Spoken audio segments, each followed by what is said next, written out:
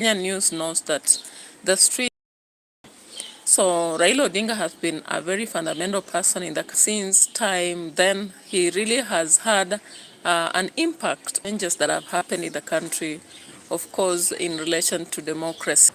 We've seen him, battle through and also help a lot of people to get to positions, because we can actually say the winning of the former President Kibaki was as a result of Raila. And we've seen his impact in the Nyanza, and of course lately with the broad-based government he had impacted directly to Nyanza. Of course with Gladys Wanga, Mbande, and many other people getting to be recognized by the broad-based government. So of course the hero has finally fallen. As they say, everything that has a beginning has an end. So the streets of Kenya are mourning, with lots of people having mixed reactions, and he died at age 80. Of course, last week we had a lot of information about his sickness, and of course some people giving the correct information about him receiving treatment in India, but there are those who are declining for whatever reasons. And later on, there were some clashes between the broad-based government and opposition, some saying it's wrong to wish for somebody death. Kindiki, for example, saying that. And I don't know whether the opposition really talked about it. The only thing I remember is Gachagua actually said that there is no way he can wish death for anybody. In fact, in his mind, he has no idea about talking about Raila and all that. May his soul rest in peace. In fact, he was a fundamental person who will remain in history for the changes that have happened in the country, and the fact that he is the first person to bring the handshakes, the broad-based government, and whichever other name you may call it, from the time of Kibaki to Uhuru Kenyatta and Ruto. So this is going to be an impactful aspect that will actually turn on the history of Kenya, and not just of Kenya but of opposition. Of course, we are going to see possibly a lot of changes. The expectation is that possibly now somebody else has to step in the mantle. Now, of course, yesterday Maverick Ooko, who is considered sometimes crazy, but I follow her closely, and most of the times whatever Maverick says, I don't know, she must be having very tough informants, because anytime she posts something, it comes out to be true. And yesterday Maverick posted a video saying that the casket is here, and now Wanga, Mbande, or somebody else has to take the mantle. And I wondered why she was posting such information, but possibly she is connected maybe with the Indian people or Asian, and knew what was happening. We would actually wish the children, as well as Ida, a moment of strength, because recently she was there saying that Baba is well, but we doubted. We doubted because the brother Obura came out to say that the brother has been unwell and is resuscitating, and we were not quite very comfortable with the fact that there's a lot of hiding that is happening, though we wouldn't have done a lot. It's only God that heals and the doctors that treat, unlike the citizens. But finally, in the morning, of course, information about his death came out, and it started as a rumor because it started from the bloggers coming all the way to Kenya News Line, and then finally to Citizen and KBC. But this happens with anybody who has been fundamental in a nation, that they treat their passing out differently from the rest of the people, because I remember even the death of Ogola, it was not announced immediately. I can also remember the death of the former president, Arap Moi, when he passed on, and even when the former president Kibaki passed on, it was something taken progressively before it was released. But consider that we have individual news lines that have come out, and channels, and so people came out with this information so early. It spread even on FB. What does this tell me? It tells me that currently, with the virtual world and a small global world, it's so easy that information can spread so fast, and that would be true information which maybe has not been proven. And somehow this can be dangerous. At the same time, I don't know what to say about this, because while the citizens were waiting for someone to speak, everybody else was looking at the media, seeing Facebook, seeing things on YouTube. Like Lema Queenie came out with this information as early as, was it 8? And I looked at that and was wondering, why is he saying this? But he said that he has been a personal friend to Raila Odinga, and he was actually sharing the information of his passing on with a lot of tears and sharing what has happened. So here is what came up as breaking news. Na Raila Amolo Odinga ameaga dunia. Na habari tunazozipokea kutoka India zinadhihirisha kwamba Raila Odinga alifariki mapema hii leo. Na tangazo rasmi linasubiriwa kutoka kwa familia ya Odinga na serikali ya Rais William Ruto. Na mtazamaji, tukirudia tena, tunasitisha matangazo haya ya moja kwa moja kuwaletea tangazo la kuhuzunisha ambapo Raila Amolo Odinga ameaga dunia. Na mtazamaji, habari tunazozipokea kutoka India zinadhihirisha kwamba Raila Odinga alifariki mapema hii leo asubuhi. Na tunapotoa tangazo hilo, tunasubiri tangazo rasmi ambalo litatolewa na familia ya Odinga na serikali ya Rais William Ruto. Na mtazamaji, kwa yule ambaye anatazama kwa hivi sasa, ni kwamba tunasitisha matangazo yetu haya kuwaletea tangazo la kuhuzunisha kwa hivi sasa. Na ambapo Raila Amolo Odinga ameaga dunia akiwa. All right, so they kept rotating and revolving around that. I was like, what is happening? Because they are just saying one point after the other. Instead of now bringing maybe the biography, I would have expected the citizen should bring in something like maybe an autobiography. But of late, of course, we've seen different channels now, like KTN and many others now, bringing it as a breaking news, because this is one of the person that is has been, we can say typically a figure that has served a lot in different phenomenon, like fighting for democracy. You remember the 92 times, and through the journey of making sure that people speak out without fear and all that. Of course, of late, we had realized that he had actually stayed away from being too vocal, possibly because his energies were no longer there. And it was possibly, was it last week or even 2 weeks earlier, we got him disappearing from the news, and the clashes between the government and broad-based, that is broad-based government and opposition, blame games, and finally now this has happened. So what does it tell us? Anyway, we always have to wish people the best, but when it comes to illness, I think, God is the decision maker in all about ourselves, all right? Well, it is a somber mood for the Republic of Kenya following the death of former Prime Minister Raila Amolo Odinga. A dark Wednesday here in the as following that particular passing of that man who by many is known as Jacom Tinga Baba, the fifth hammer, and so much more. A man of the people. A dark Wednesday here in the Republic of Kenya. And from the Standard Media fraternity, of course, we stand with the Raila Amolo Odinga family. As we take you throughout this very somber coverage, I will not be alone. My name is Grace Nyanga, but Ashley Mazuri, Jesse Rogers, Agnes Gakunga will be joining us just a later on as we try to break out, or just to give you much more details that comes following the passing of this legend. Of course, as I said, curtains have closed for a legend.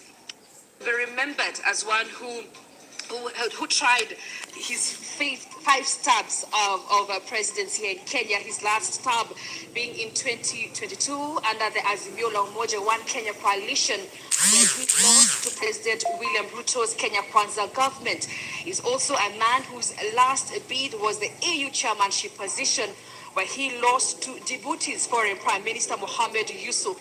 After that, he also came and joined the Kenya Kwanza government. He's a man of many, was known as a man of peace, as a man who brought Kenya together. Therefore, he put the interest of Kenyans first for the longest time, from instances where we... Yeah, so of course, if you go to the comment section, many people are saying rest in peace. Kuzaliwa ni bahati, kifo ni lazima. Hata sisi tumebaki hatujui siku wala masaa. A sad moment, an enigma indeed. Kenya will never be the same.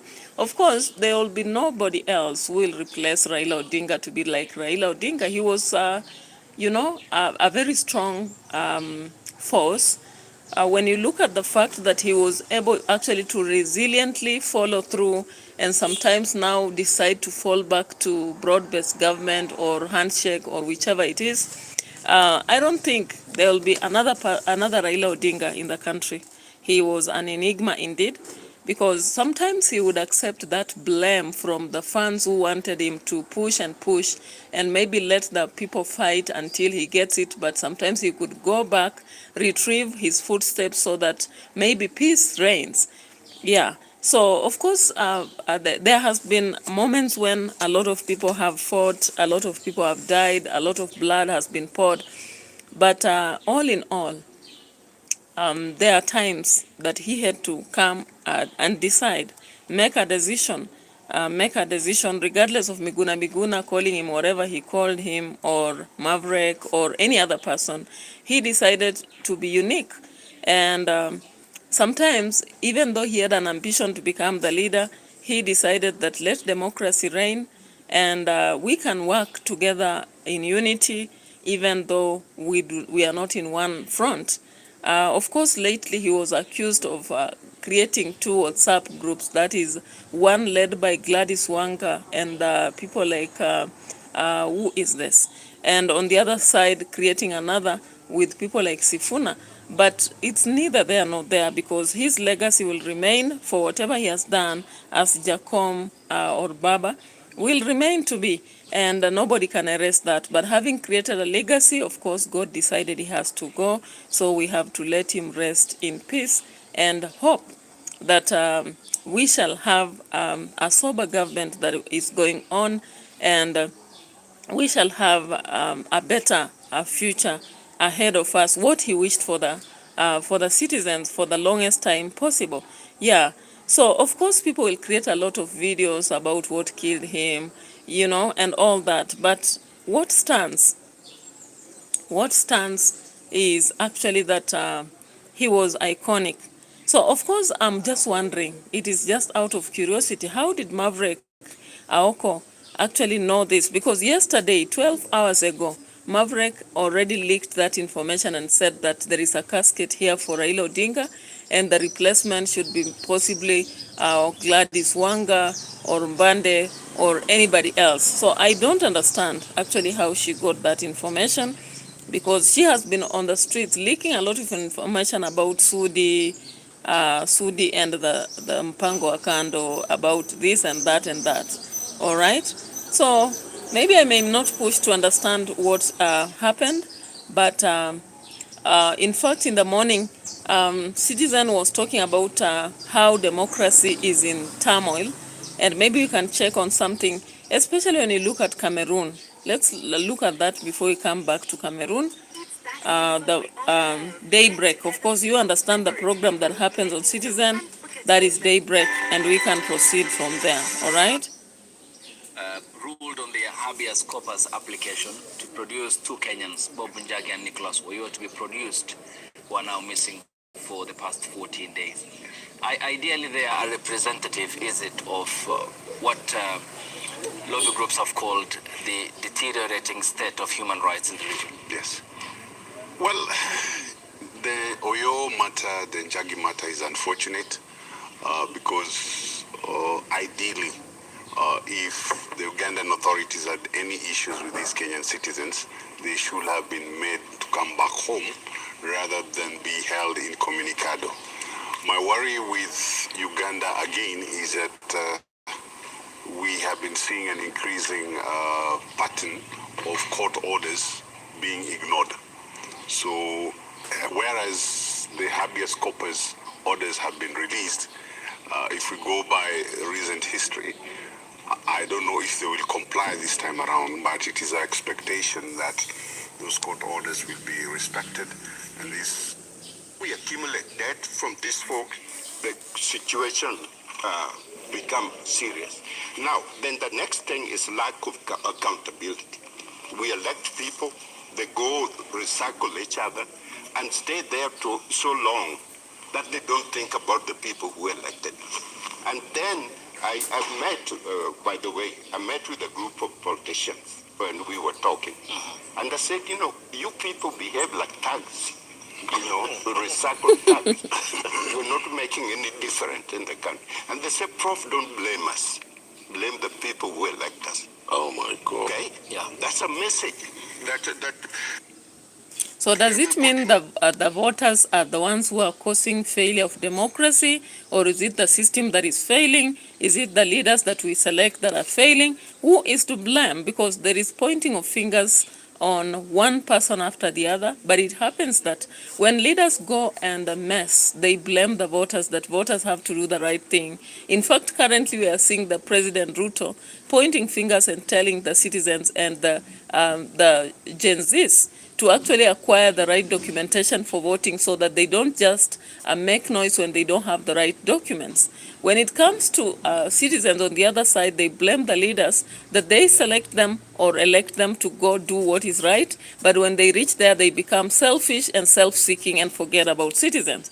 When you come, on the other hand, from the external forces, of course, like donors or maybe America or UK, they blame both of us, the voters and the leaders. So who is to blame here? Is it even the constitution or the failing system, like a system that is ignoring constitution and wants to do things based on their interests, or what exactly? And will blames help? I'm listening at this Democracy in Turmoil Daybreak discussion today in the morning, and I'm just thinking that blame games are just too much. It's like we don't understand ourselves. We don't even know where we are heading, where we're coming from, and where we want to go. All right? And even where we are currently, are we aware of where we are? I don't believe so, because when you look at whether it's Kenya, Uganda, Tanzania, or any other country, I'm going to Cameroon after this, and what I can surely share is that the African state of democracy is at lowest end. Because a country like Kenya, we claim that we are democratic. Of course, people share information and sometimes they are scot-free. But there are those who are threatened to a level that they have to keep quiet and disappear. Like we saw Morara Kebaso. And there are those who have, sometimes they are attacked until they even disappear literally, until maybe you don't know where they went to, because maybe they were killed or they died or something like that.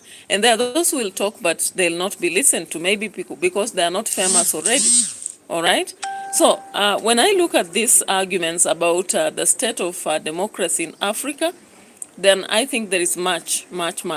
Anyway, let's look at Cameroon situation.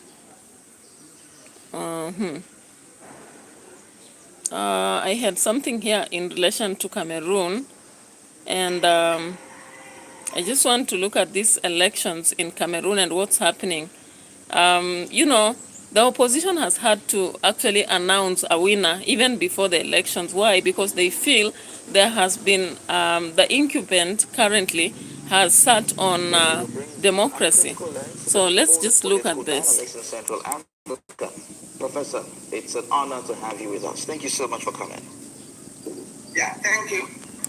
All right, so what does this election mean for Cameroon, especially with President Paul Biya seeking an 8th term at 92 years old?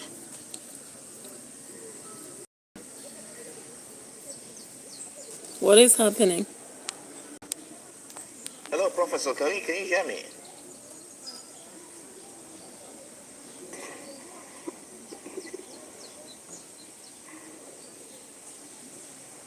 Of course, we still have Professor Ngozi joining us at this time. Can you hear me now, Professor? Lineup of presidential hopefuls have drawn attention. 2 former ministers and 2 fierce government adversaries. Of course, we have Issa Bakari. We have Bello Boba Maigari.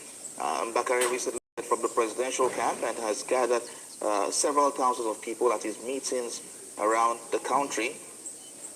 The former employment minister, also and leader of the Front of the National Salvation. So can you imagine Cameroon state, of course I discussed this, I think it was around July, and the state of affairs are still the same. Nothing has been immunized, okay? So Paul Biya, who is 92, is still seeking the 8th term. 8th, can you imagine? 8th term, after ruling for 43 good years. The same state of affairs is in Uganda, and we saw, was it Togo?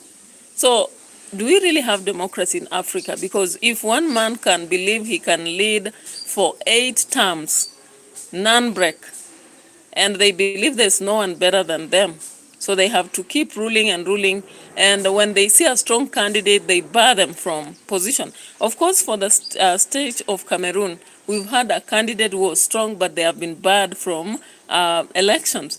And this is causing a lot of, it's stirring a lot of emotions and reactions right in Cameroon. Let's check on this. Of Cameroon, so Maurice Kamto has been barred from the race, okay? And there is a lot of criticism that is rising from this. Called Union for Change in 2025 nominated Bakare for election in mid-September, but he has not garnered further support since then. Of course, we have Bello Magari, who is also 78 years old. Issa Bakare is 79 years old. All right, Professor, are you with us now? Yes, I am. Oh, good. Very loud and clear. I was asking you a question about how you would describe, looking at the elections coming up tomorrow, a man who has been there for quite a long time is seeking an 8th term in office at 92 years old. And unfortunately, he will win. Oh, okay. He's been there for over 40 years. There is almost zero tolerance to opposition, and that opposition is not strong. He has held the country in a very authoritarian manner. There have been questions around leadership style, a lot of controversy, a lot of issues and concerns around his health, and whether he's actually the one who is holding the country, or some other people are placeholders. So some of this that is really disturbing when you look at this phenomenon, and actually obvious phenomenon of sit-tight African president. What democracy? Yeah, so looking at this in Cameroon, it's clear that there is no democracy in Cameroon, because a man of 92 years seeking the 8th term in the presidential position, and having ruled for 43 good years, you can imagine. All his life he has been a president, and he doesn't wish to have anybody else coming in. That's why he has been frustrating the opposition. And you can see that even Professor here is indicating that maybe in today's election in Cameroon, what is going to happen, it may be again that this President Paul is going to win, Bio, okay? And it's quite sad, because when you look at that, I don't think that country people even talk about anything to do with democracy at all, you know? Save for other countries where we are seeing changes, like it happened in Ghana, it happened in Seychelles, it happened in which other countries? So many other countries that have been having the one-term narrative. All right, so let's get to something else. As of course here, the youth have really lost a lot of faith. The youth in Cameroon have lost a lot of faith. I don't know whether they vote, you know. Look at that. To pull through with his 8th bid to remain as president. Although hope may be rising for change in Cameroon, the country's youth does not appear to be on board. There are some who still believe the results are already decided in favor of the 92-year-old President Paul Biya, and that view is shared by millions of young Cameroonians whose median age is just 18. Paul Biya became president in 1982 in Cameroon after the resignation of his predecessor, Amadou Ahidjo, and has ruled ever since, when in 7 consecutive elections. Cameroon has had only 2 heads of state since its independence in 1960. Young people are demanding jobs. The World Bank says the unemployment rate in the country stands at 3.5%, but about 57% of working-age people between 18 and 35 earn a living in the informal sector. The country is also facing several security crises in the West. Long-running separatist conflict is being waged mainly by English-speakers. It was known as a... Yeah, of course, from discussion from the Lagos studio, comparative analysis of other countries and Cameroon shows that Cameroon has really suffered. The youth have suffered from lack of jobs, there is insecurity, and so many other aspects that really harm a country. But you really see that the president does not give a damn. For him, as long as he continues to rule, that is what matters for him, okay? And I don't know, this African concept of people actually fighting tooth and nail for leadership when they are not really delivering, I don't understand where it comes from, because if I'm really there and I'm not delivering, it's better that I quit and let somebody else run the show so that we serve the country. But there is this self-seeking aspect that pushes people to go and go and go, even when they are not offering what people want. And they keep doing it and hoping that people will just surrender and let them do what they want to do. All right. So, I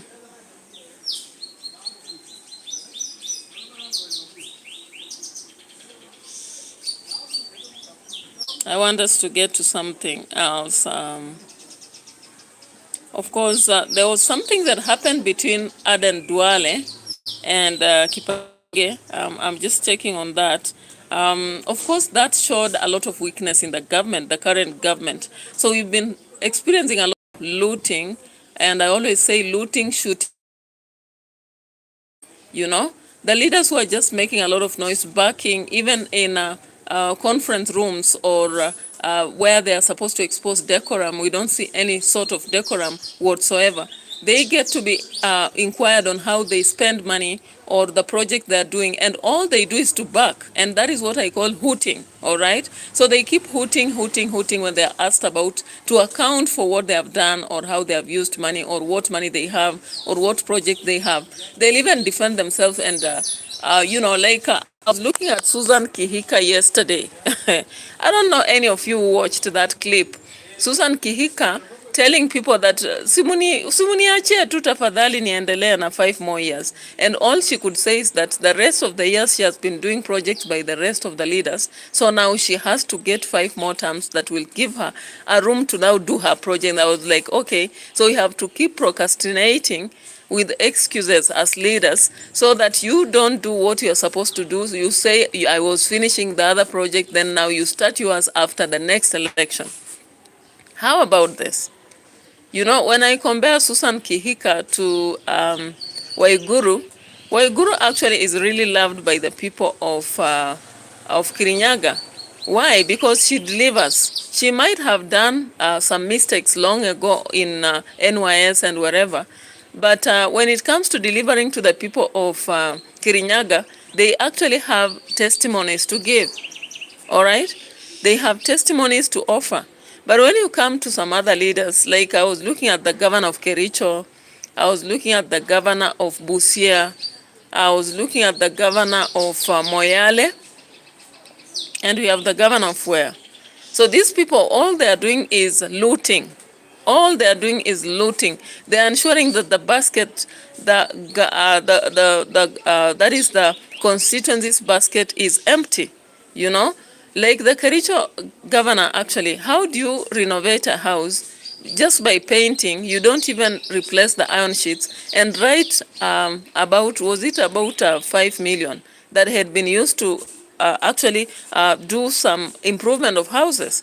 How do you pay to an existent company some money and then you don't account for it? I was surprised that he was saved from the process because the MCS who are pushing for the agenda had no clear way of actually making it. I was like, okay, so in Kenya you can steal chicken and rot in jail, but you steal millions, money from the tax, and you are safe from it. Morala activity 4834. Why are you saying Ram Ram? What is Ram? I don't know. Before I say hello, I should understand what is Ram Ram, because Ram for us is a sheep, a male. I swear, I hope you're not calling me a sheep. because I don't look like one. All right, so anyway, let's proceed into this. Now, you look at the governor of here, for example, recently what we or got the interrogation, it was clear that there was a WhatsApp group that was created, money was paid off, a lot of millions, right?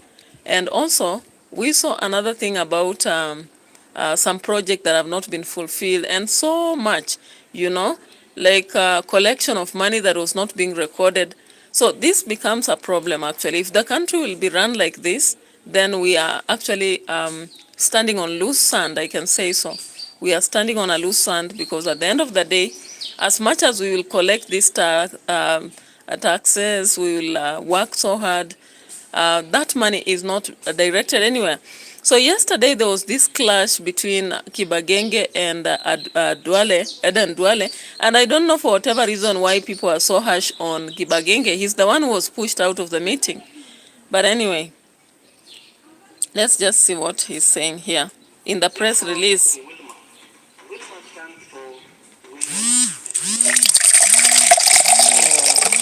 Reminder to take water. I want to say thank you to the members of the press for this opportunity to put things straight. You are aware we had a little altercation with CS Duale in the committee, the health committee. And in that committee, you realize Honorable Duale, the CS for health, was trying to intimidate the entire committee to the extent that most members walked out.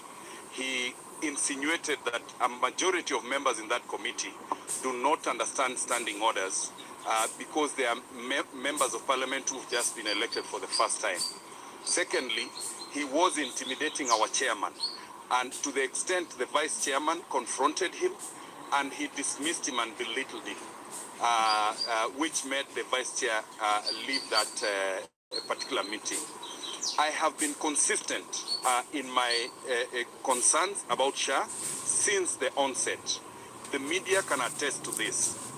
I have asked hard questions, and this ministry, I can tell you, like Honorable Duale was chased by the military from the Ministry of Defense, it is the same advice I would like to give President William Ruto.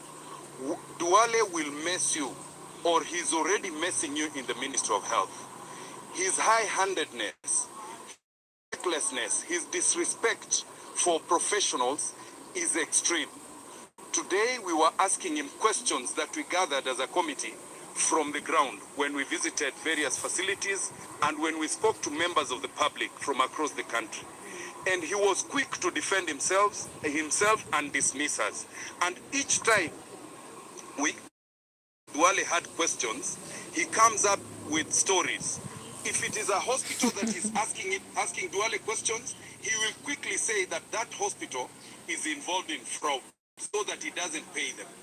Now that I have decided to be hard on him on the issues that emanate from mismanagement of SHA, his complicity and his conflict. All right. If you missed out on the confrontation, actually, Kibagendi, I don't know why Kibagendi and Duale. Here it is. Of course, this is what happened while they were interrogating, or rather asking questions. This is what happened. And CS was actually just intimidating everybody, shouting at them and having the best moment. And some of them had to remind him that, is he doing that because he's a friend of the president? You know, when some people are close to power, they don't care what they'll do. And they think they can frustrate and intimidate anybody. And if they don't get people with full chest who have thrown caution to the wind, they'll actually show them dust. But here, Kibagendi actually rejected that, the vice chair rejected that, and many who walked out of the meeting. Let's watch on this. I have no and will not allow you. You have a conflict of interest. You have closed your we will not allow hospital. I have no hospital. We will have everywhere. That is the strategy you used to try and hide. You need to answer that question. Charge me. Charge me. You cannot use the mandate of members. You are not your children. take this. No, we will not allow it. Just because you are the president, we will not allow it. You are the Now, you realize that in the confrontation, during the confrontation, some people are just sitting there and laughing like there is comedy going on or some play in a theater hall. But there are those who are looking at it and they were trying to silence anybody. And I don't know why they were really silencing Kibagendi than Duale. Was it out of intimidation because they know he has a connection, or what was it? You know, one of the things in the country that I have come to realize, whether from the small institutions up to the top, people fear individuals who are close to power. They'll be very careful how they'll answer them, how they'll respond to them. But for me particularly, I don't give a damn. If I'm giving my thought, which is truthful based on my view, then I don't mind whether you're close to power or away from power. My point has to be driven home. So in looking at this, then you see Kibagendi was actually trying to press on, yeah, making sure that the intimidation will not go on. But the rest of his fellas were actually trying to say shushing him, all right? They were trying to shush him and remind him that, no, you know, be cautious. Be cautious, okay? And this is one thing that works against our progress. I think in Africa or Kenya particularly, it works against our progress because people will see things happening, they'll keep quiet about it. When they are questioning someone who is close to power, they'll use a different method as compared to when they are questioning somebody who is not close to power. And you've seen these leaders actually interrogating a lot of people. They went to Isiolo, Moyale. We have seen them in Kericho. We saw them with Sakaja. We saw them with Wavinya Ndeti. We saw them with Susan Kihika. And I want you to compare when they were interrogating Susan Kihika or Wavinya. Was it Wavinya Ndeti? And compare that now to what they are doing currently with CS Duale. CS Duale literally looks like he's the chair in this meeting. All right? He literally looks like the chair because he's speaking with a lot of guards and he's defending himself, proving everybody wrong, shouting at them. But when they come to silence, they are silencing Kibagendi instead of silencing Duale too. Even though they are trying to point out his name, but they are really frustrating Kibagendi more. And he had to walk out at the end of the day. I'm not you and your friends are where I don't own a hospital. You can charge me. You can charge. I don't own a hospital. You are the people stealing from Shah. You and your friends. Bring your using to steal from Shah.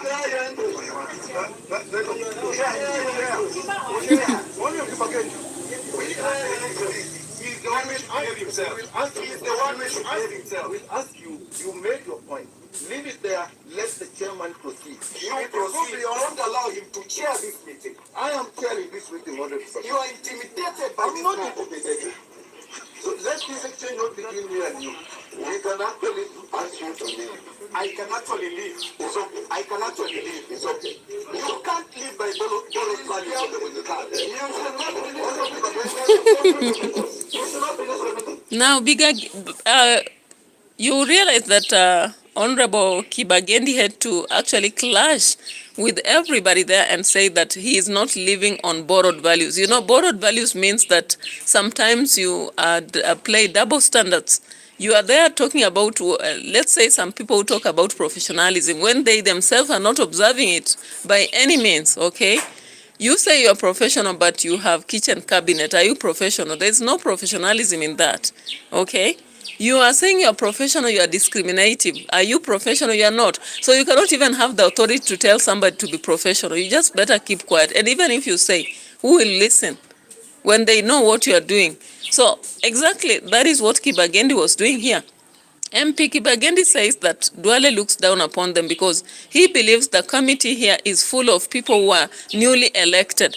And therefore, because he has been in leadership forever and he has been dominating on the northeastern front, he doesn't care what he does, all right? I don't know what your thought is, but I feel like when we look at the press and see things like this, we get to realize even why at lower levels, institutions, people will still practice what they think is right for them, not what is rightful. And therefore, if everybody goes that way, then they call it, you know, a mess and want to call people to advise. How do you advise somebody when you yourself, you need advice that you have not asked for? All right? I don't understand. Anyway.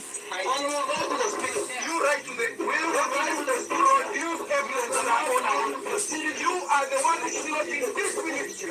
Your company is stealing from Shah. We will write to the speaker. You should not be in that committee because Honorable Kibagendi out. You cannot be in this committee. Escort the Honorable Kibagendi out.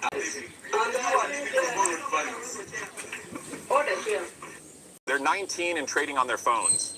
While you're still chasing My paychecks goodness. at 50, disappear from social media and do this instead. What if I start Trading. No. Honorable Chair, you know, the shouting has been submitted by Honorable Kibagendi and the CS. It is really unfair for you to send Honorable Kibagendi out and have the CS stay here. Because there were the two of them. It was a shouting match between two people. It is unfair for you to send one member and leave the other party on shouting. You cannot do that on video. It is unfair. Let's take the next step on that one. We can see no one. Let's take the next step. Nonsense you're bringing to this guy. Honorable, Kibagendi, that's fine. You should not be this way. Waziri, proceed and give your answers, and now do not interact directly with any other member. Who are you? You think you can... Chairman, we will write to the speaker. This gentleman should not be in this committee because of conflict of interest. Which conflict of interest?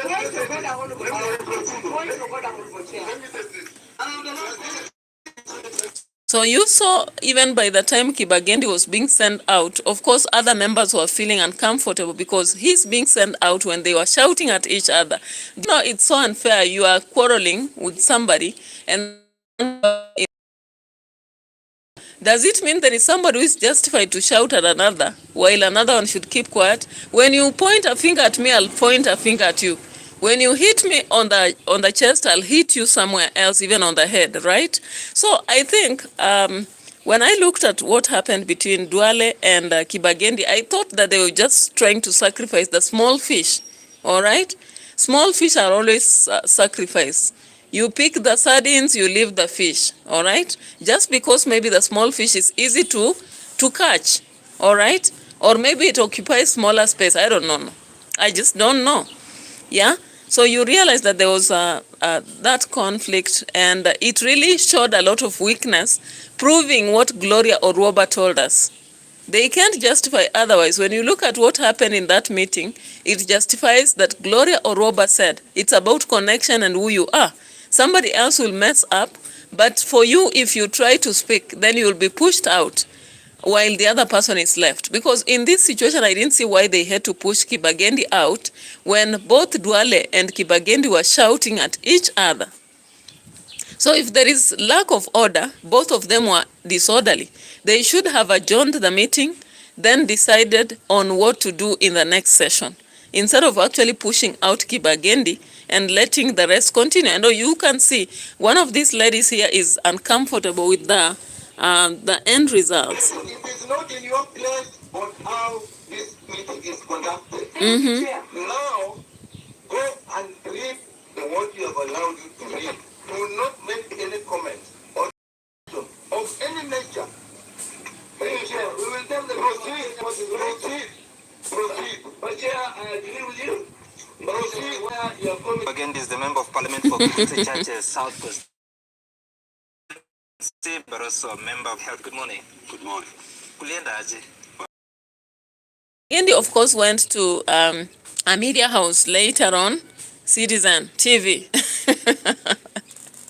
And he had to explain the circumstances surrounding what was happening, but he's actually showing the crack, a very big crack in the current government.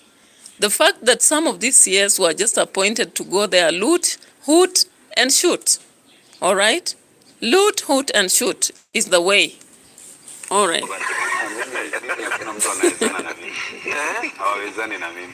What happened? You want me to explain here? Yeah, we were at a field room and people were chanting one term, the member of parliament there, because he's a sycophant of the system and the president did not like it, that I was probably pouring fuel into the fire.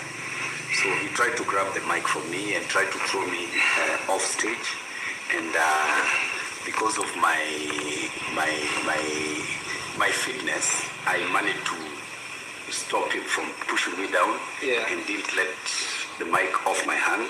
Yeah, but of course the media had to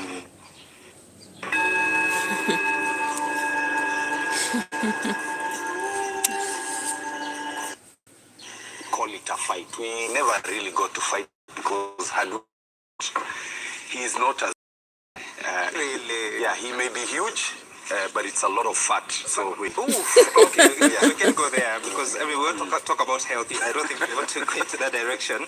Yeah, but really, I don't know, Mheshimiwa Kibage, it didn't look good. Really, it didn't look good. I don't know what responsibility to take as a leader. Genuinely, it didn't look good.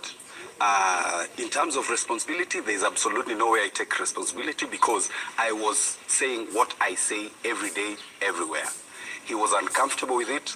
He was the MC for the day. He ought to have let me say whatever I was saying and probably have a rejoinder. But because he knew the masses there could not have listened to him after I spoke, it has happened before. So he thought the best way to impress his boss was to grab the mic from me. Let's support that. That's covering the population universally is a mirage. Because they keep telling us 25 million people are registered with SHA. But for you to be taken care of by SHA, you have to be paid up. And what are the amounts that people are paying? And why are we pushing Kenyans to pay for the whole year? Okay. Particularly Kenyans that cannot afford. Those are important questions. Number 3 is on range of services or benefits. The benefits are inferior to what NHIF used to give. We have to be practical in this. You know, some people look at me and think I'm just doing politics. I'm being very practical and pragmatic because these are things that I have studied and done a lot of research around. So we really need to first ask the hard questions. Why did we rush? Number 2, when Honorable Nakumincha came to seek funding for the system, initially they wanted about 5 billion shillings. After a few weeks, they increased it to about 10 billion, and then they went silent. The next thing is 104 billion. Sam, we have meat and unga on the table, but people are waiting to eat. But what sometimes we politicians say, we have put the money, go and eat. The meat and the unga will not change into food on the table. Just to be cooked. So me, why I keep saying I'm optimistic, let's see if we can work with the ministry to cook the food. Okay. I'll get to you, Gilbert. I'm not optimistic. While I appreciate his wisdom, by the way, Sam, I'm impressed with the panel you brought here today. One, you know, Dr. Nikal is the encyclopedia of the Ministry of Health in this country. Why? He has been trained in this country, served from the lowest level to the PS level, to the health committee, and now as... All right, so while there is one person who is optimistic about SHA, there is one who is very pessimistic about it and giving facts, while the other one just tells us the metaphor of flour and meat on the table, and the fact that you cannot eat that until it's cooked.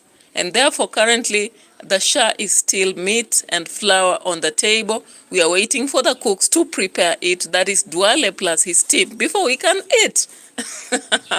Does health wait? No. Today you are sick, tomorrow you are supposed to be treated and handled. So of course, when you look at what Kibagendi is saying, how do you force somebody to pay a whole year to fund themselves for health?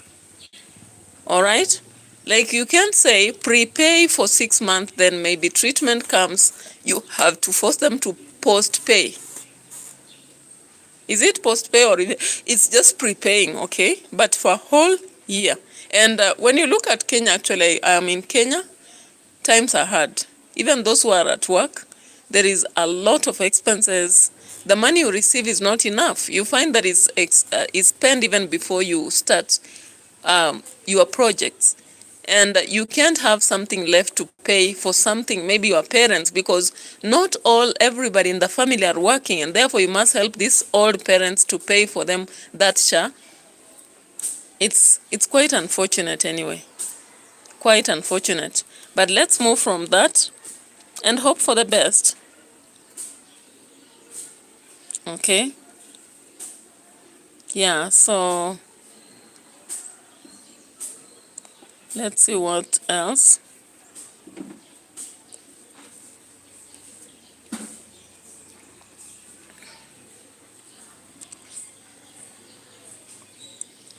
So of course yesterday I was not able to do something on this channel, and I really beg your forgiveness, but it's just because of the push and pull.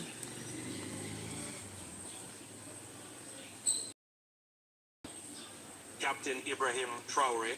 Yeah, so it's a push and pull aspect, and let's wait. Maybe in the evening I'll do another live stream. I think this one we can end here, but we wish the family of Raila Odinga well during this sad moment of mourning, because if Kenya has felt it, what about the family?